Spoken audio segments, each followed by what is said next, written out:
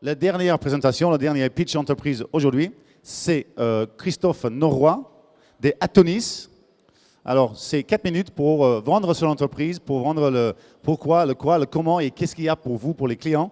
Je vous présente Christophe Norroy. Applaudissements, s'il vous plaît. C'est le dernier d'aujourd'hui, de ce matin, Innovation Challenge. Allez-y, Christophe. 1, 2, ok. Merci, bonjour. Écoutez, laissez-moi vous dire que quelque part, vous êtes un peu privilégié. Je vais vous présenter une solution complètement innovante qui se lance sur le marché aujourd'hui. On sort d'un roadshow, on a présenté au mois de septembre à Londres, et il y a 15 jours, on était à New York, la semaine dernière à San Francisco, pour présenter cette solution, qui est une nouvelle interface de recherche. Donc c'est une interface de recherche que j'espère demain, vous devez la trouver sur vos téléviseurs, dans les points de vente, dans des magasins, sur Internet, sous différentes façons. Donc je vous présente le produit. En fait, c'est le résultat de plusieurs années de recherche. On a travaillé avec un laboratoire de recherche public au niveau des algorithmes de base, sur la recherche fondamentale. Ensuite, on a fait de la recherche appliquée pour transformer cette recherche fondamentale en application qu'on peut aujourd'hui utiliser dans plusieurs types de moteurs de recherche. Pour l'utilisateur, le grand principe, c'est que c'est séduisant, simple, efficace et utile. Et c'est ce qu'on nous remonte aujourd'hui quand on fait la présentation de ce produit-là et quand les utilisateurs se confrontent à ça. Pour les gens qui vont l'intégrer, parce qu'en fait, cette solution-là va s'intégrer soit dans un site internet, soit dans un logiciel, soit dans une application tactile. Et pour cette intégration, en fait, c'est une solution transversale. Je vais vous montrer un exemple sur une thématique ressources humaines, mais je vais vous décrire d'autres exemples sur d'autres types de données. On a préparé des solutions pour des sites de rencontres, sur des sites de vente, sites de recrutement par exemple. Il peut se décliner, vous allez probablement imaginer vos propres applications de cette solution.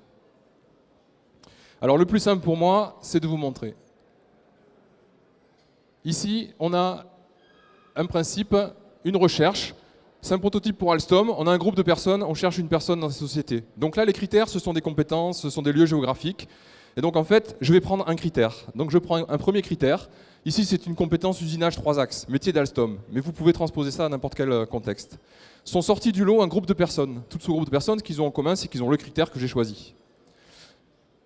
J'ajoute un deuxième critère. Compétence laminage, deuxième compétence du métier d'Alstom. Et ici, je vais sortir un deuxième lot de personnes et vous voyez qu'il commence à se créer une différence. Le point d'interrogation, c'est ma recherche idéale. C'est ma meilleure solution. Et en fait, tout va se positionner plus ou moins loin de ce point en fonction de si je suis plus ou moins proche de la solution idéale.